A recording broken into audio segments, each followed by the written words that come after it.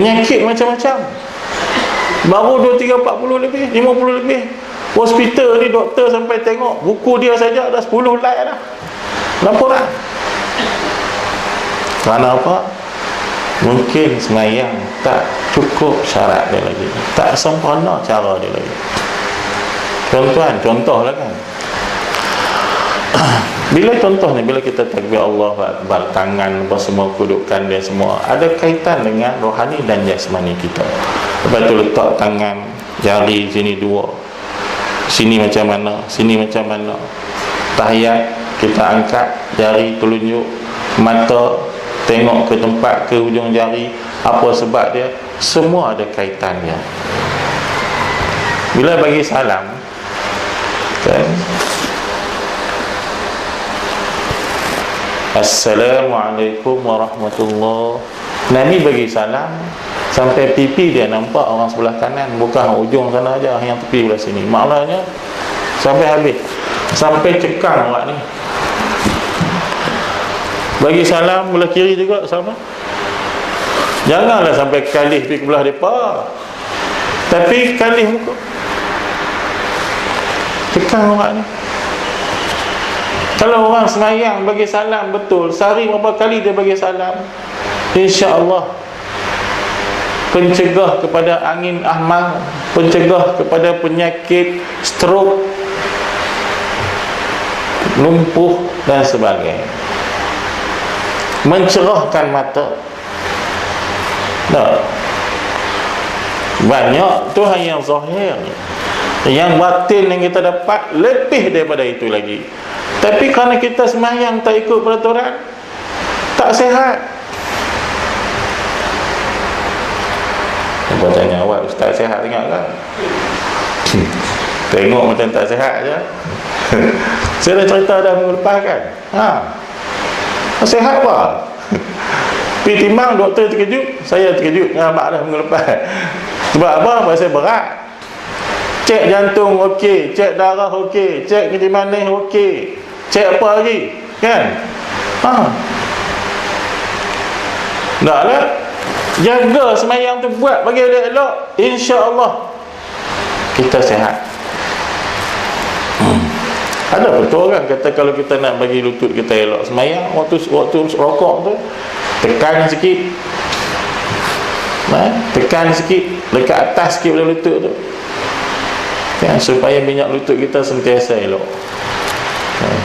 Itu petua-petua yang orang yang dah lalui, yang dah amalkan. Kita boleh dapat kesihatan di sana, boleh dapat kekuatan di sana. Tambah bulan Ramadan sekarang ni banyak semayang kan, maka banyaklah lagi kesihatan yang kita dapat. Tuan-tuan, kalau kita buka puasa makan sampai 3-4 jenis makanan, 5-6 jenis makanan, sebenarnya kalau buat 8 rakaat saja tak boleh cover. Abang terang tak boleh cover dia punya impak makan itu dengan solat tadi, tak boleh nak imbang balik.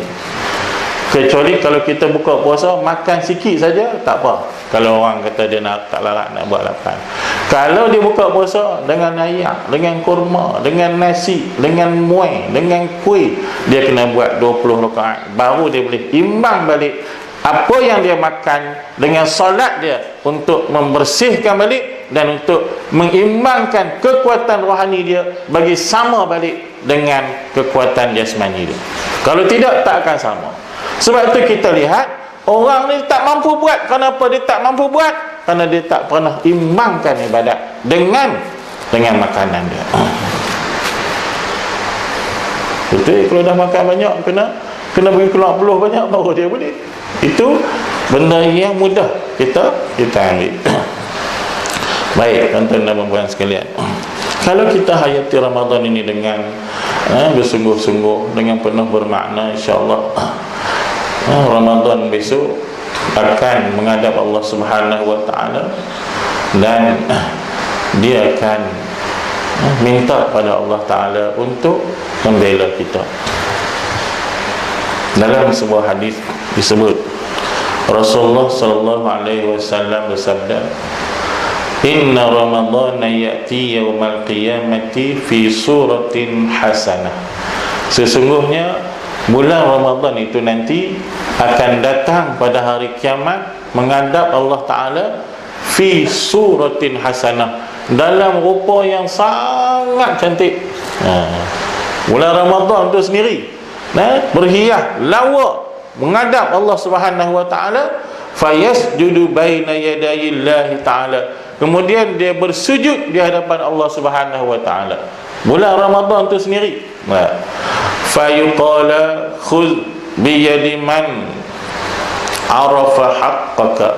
Lalu Allah Ta'ala berfirman, ambillah, pimpinlah tangan orang-orang yang mengenal hakmu, wahai Ramadan. Allah Ta'ala bagi keistimewaan pada bulan Ramadan. Ambillah, pimpinlah tangan orang-orang yang mengenal hak kamu dalam bulan Ramadan. Maknanya orang yang memang dia laksanakan tuntutan-tuntutan Ramadan, yang berpuasa, yang bersembahyang, yang bertilawatul Quran dalam bulan Ramadan. Allah Ta'ala suruh bulan Ramadan pimpin tangan mereka, kan? Fayakhudhu biyadi man arafa haqqahu wa yaqifu baina yadayillah. Ramadan pun pilah ambil, pimpin, bawa tangan-tangan orang yang dulunya mengenal hak dia. Bawa. Siapa yang puasa, siapa yang buat ibadat, siapa buat Ramadan, mai ambil, tarik tangan, jom kita menghadap Allah Subhanahu wa Ta'ala. Fayuqala lahu ma turid. Lepas dia bawa manusia ni menghadap Tuhan, Allah Ta'ala tanya, wahai Ramadan, kamu nak apa? Tanya tu bukan tanya marah. Tanya tu tanya suka, kan? Tanya marah lain, tanya suka lain. Ya tak? Tanya marah, nak apa? Tu tanya marah. Tanya suka, cik nak apa? Tu tanya suka, kan? Tapi itu bahasa saya lah. Allah Ta'ala takkan cakap betul kot, ya. Fayaqulu ya Rabb tawajjah bitajil waqar. Wahai Tuhan, mahkotakan mereka semua dengan mahkota kebesaran. Siapa yang puasa Ramadan apa semua, kan? Siapa yang kenal hak Ramadan tu, mahkotakan mereka dengan mahkota kebesaran, bagi hias pakaian dia pun. Fayutawwaju wa yuzadu ala zalika ma la ya'lamuhu illallah.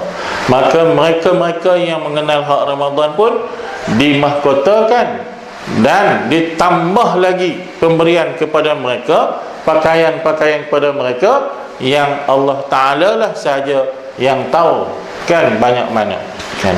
Itu kelebihan bila kita benar-benar menghayati Ramadan, tuan-tuan dan puan-puan sekalian. Dan lagi satu saya nak sentuh di sini, ialah tentang bila disebut Ramadan itu ada kaitannya dengan takwa, betul tak?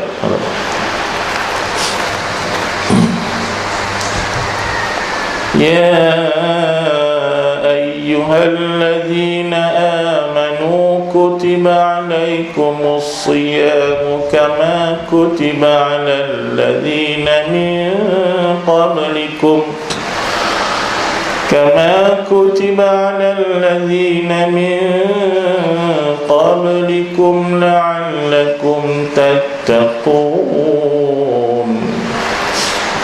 Wahai orang-orang yang beriman, kata Allah Ta'ala, kutiba ditulis bermakna furida, difardukan kepada kamu berpuasa dalam bulan Ramadan, sebagaimana juga telah difardukan pada umat yang terdahulu, la'allakum tattaqun, supaya kamu bertakwa, supaya kamu jadi orang yang bertakwa.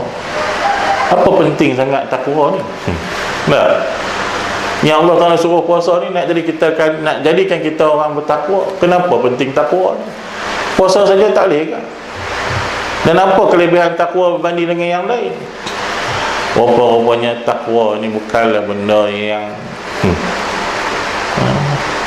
macam sebuah rumah banglo dah. Takwa ni bukanlah seumpama aset bank mana-mana dah. Yang itu biasa je. Takwa ni bukanlah tanah 5,000 ekar dah. Takwa ini adalah satu perkara yang Allah Ta'ala nak daripada kita, dan dia menjadi sebagai pasport kita untuk lulus masuk ke syurga Allah Subhanahu Wa Ta'ala. Orang bertakwa sahaja boleh lepas titian sirat al-mustaqim. Orang bertakwa saja Nabi sebut. Orang tak bertakwa tak akan lepas titik sirat. Yang dibayangkan oleh Nabi SAW punya halusnya kan, punya tajamnya seumpama mata pedang dibelah 7. Ya Allah, nak lintah tu mata pedang belah 7, kemudian lalu naik turun, naik mendatar, kemudian turun. Ada yang sebut 500 tahun, 500 tahun, 500 tahun, 1,500 tahun nak lintah neraka jahanam, nak pergi syurga tu 1,500 tahun perjalanan. Kalau tanpa takwa, maka itulah disebut berjunamlah orang ke dalam neraka jahanam, sebab dia naik pengait macam tu daripada neraka. Tarik, naik, tarik, naik, tarik. Siapa yang kena, terjun masuk alam. Siapa yang kena, terjun masuk alam. Kenapa kena? Kerana ada dosa. Kenapa kena? Kerana dosa tidak diampunkan. Tu yang penting kata maghfirah tu. Kalau dosa ada tak diampun, yang tu yang nanya. Tu penting takwa. Okay. Semua orang kena lalu dan kena hadapi, kita kata, suasana genting di atas titik sirat, dan yang lepas hanyalah orang yang bertakwa. Maka itu penting, takwa. Dan takwa ini bila ada pada seseorang hamba, dia baik untuk dunia dia dan baik untuk akhirat dia. Bukan baik untuk akhirat saja. Itu penting takwa. Pernah dengar ayat 1,000 dinar? Pernah dengar? Awak tak pernah, Ustaz. Di rumah saya tu dia hak besar kali beli kat kedai. Dia kata, boh rumah. Kan? Siapa yang tak boh di rumah dia lagi? Jangan angkat tangan. Angkat tangan tahu pula lagi. Kan? Siapa yang boh dah di rumah dia? Jangan angkat tangan juga. Kan? Tak salah lah bubuh ayat tu, tak salah pun kan. Jangan boh dalam jamban sudah. Bubuh tempat yang baik. Kalau nak boh, boh tempat yang elok-elok. Wa man yattaqillaha yaj'al lahu makhraja wa yarzuquhu min haitsu la yahtasib. Betul-betul yang sebenarnya yang tu lah. Dan sesiapa yang bertakwa kepada Allah Subhanahu wa ta'ala, yaj'al lahu makhrajan, nescaya Allah Ta'ala jadikan bagi orang yang bertakwa tersebut jalan keluar daripada segala masalah-masalah dia. Maknanya baik untuk dunia dia dan baik untuk akhirat dia. Takwa ini mengeluarkan kita daripada kesusahan, daripada keperitan, daripada segala masalah-masalah kita. Allah Ta'ala akan jadikan kepada orang bertakwa makhrajan, kan? Bukan bebanan. Tapi bagi orang yang lupa pada Allah Ta'ala, ya, Allah Ta'ala kata apa? Kan? Fatahna alaihim abwaba kulli syai'. Betul, nampak macam serupa. Mana-mana orang yang lupa pada aku, yang tinggalkan aku, yang tak peduli aku buka bagi dia segala pintu. Yang lain tadi lain kan? Maksud hampir serupa. Orang bertakwa, Allah Ta'ala jadikan dia yaj'al lahu makhrajan. Tuhan bagi dia jalan-jalan keluar. Tapi bagi orang lupa Allah Ta'ala, Tuhan buka kepada dia segala pintu. Pintu rezeki ada, pintu nikmat ada, tapi pintu bahana pun ada, pintu celaka pun ada, pintu bahaya pun ada, pintu iblis pun ada, pintu syaitan pun ada. Kalau orang yang lupa Allah Ta'ala, segala pintu Tuhan buka kat dia. Apa saja dia dapat.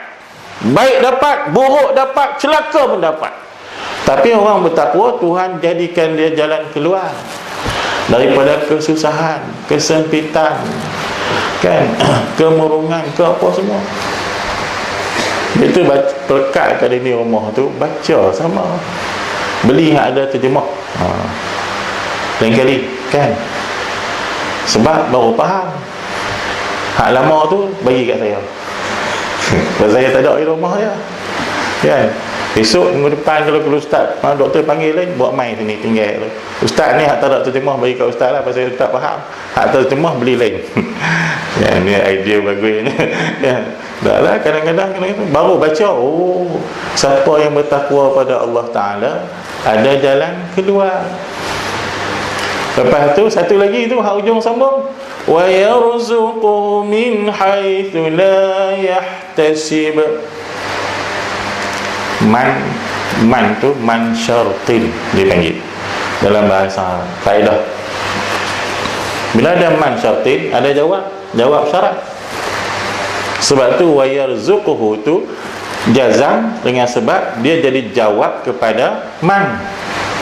Ini nak sebab apa? Sebab ada kaitan dengan maksud.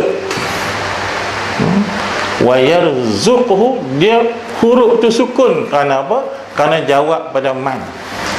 Maknanya sesiapa yang bertakwa kepada Allah, kan, yaj'alhu. Satu jawab pertama, nescaya. Jawab kepada siapa yang bertakwa tadi, nescaya Tuhan bagi dia jalan keluar. Wa yarzuquhu, jawab yang kedua, nescaya Allah Ta'ala rezekikan dia. Min haitsu la yahtasib, daripada jalan yang tidak disangka-sangka ataupun tidak dapat dihitung olehnya. Itu dia dua kelebihan takwa tadi. Jadi kita tengok dunia dapat, akhirat pun dapat. Tu yang kelebihan takwa tu. Tu yang kata kena puasa betul-betul itu. Puasa yang menjaga diri kita daripada batal puasa dan batal pahala puasa. Yang tu puasa yang betul-betul, yang boleh bawa kepada takwa. Ayat tu turun, kata para ulama, adalah disebabkan kisah seorang sahabat nama dia Auf bin Malik Al-Ashja'i.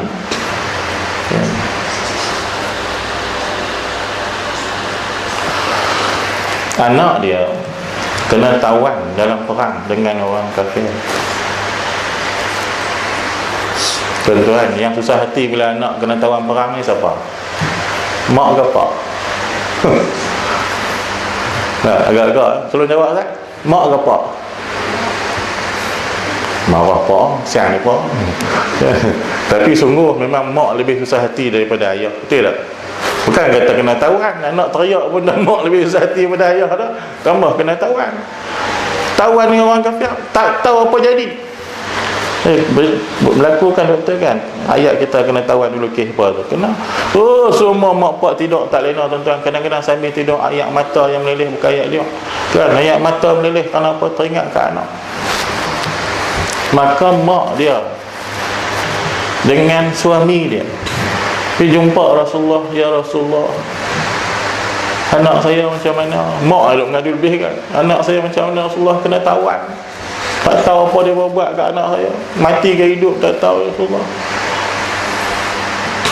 Rasulullah kata, jangan bimbang, dia kata, berserahlah pada Allah dan banyakkanlah membaca la haula wa la quwwata illa billahil aliyyil azim. Balik banyakkan baca yang tu, tak berhenti. Itu pesan Nabi kepada isteri Auf bin Malik dengan dia sendiri. Tuan-tuan, tu ayat hauqalah tadi kan, la haula wala quwata illa billah tu. Kalau kita susah hati, kalau kita susah perut, kalau kita ada problem, kalau kita ada masalah, baca banyak-banyak, insya-Allah.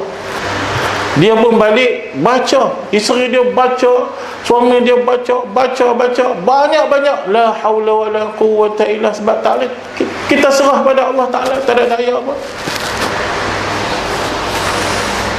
Maka dengan izin Allah, kan, anak dia tadi yang kena tawan tadi tu, macam mana tak? Orang yang tawan ni, tentera kafir tadi, boleh lalai, boleh leka, tak tahulah terlena ke tinggal apa semua, tinggal dia seorang-seorang. Dia berbelah di mana tahu, tak tahulah apa cerita kan. Dengan izin Allah Ta'ala, dia berjaya meloloskan diri, melepaskan diri dia.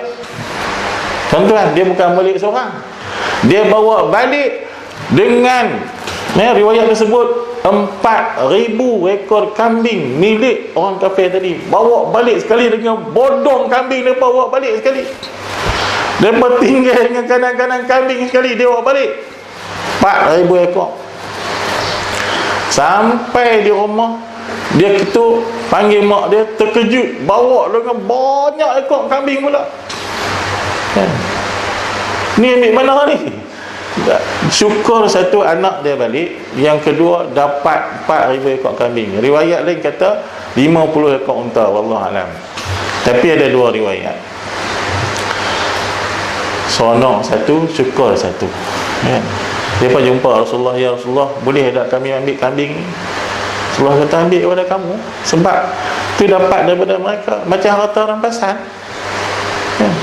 Selepas itu turun ayat ini, wa man yattaqillaha yaj'al lahu makhraja wa yarzuquhu min haitsu la yahtasib. Siapa yang bertakwa pada Allah, nescaya Allah jadikan baginya jalan keluar, dan Allah rezekikan kepadanya daripada jalan yang tidak disangka-sangka. Memang turun ayat tu berkenaan dengan peristiwa Auf bin Malik tersebut, kerana dia serah pada Allah Subhanahu Wa Taala. Yang kita takwa ni, kan, pergantungan kita yang tulus kepada Allah Subhanahu Wa Taala. Tapi nak jadi macam tu sebab apa? Berlaku kes kepada dia macam tu, baru dia serah sungguh-sungguh. Kita ni kadang-kadang tak sungguh-sungguh sebab tak ada kes istimewa yang berlaku pada kita. Adakah di kalangan sini yang terlibat dengan MH370? Ada? Yang keluarga dia sangkut dalam tu? Ada? Tak ada kan? Tak ada pun. Jadi kita tak ada kadang-kadang nak la haula wala quwata illa billah. Tak ada. Sebab tak ada seorang daripada keluarga kita. Tapi nama ayat 1,000 dinar tu kedatang pada mana? Tadi bukan 1,000 dinar, 4,000 ekor kambing. Kan, no? Nama 1,000 dinar. Pandai dia bubuh. Orang nega pun dia mula pasal Ramadan, bubuh kat gantung itu.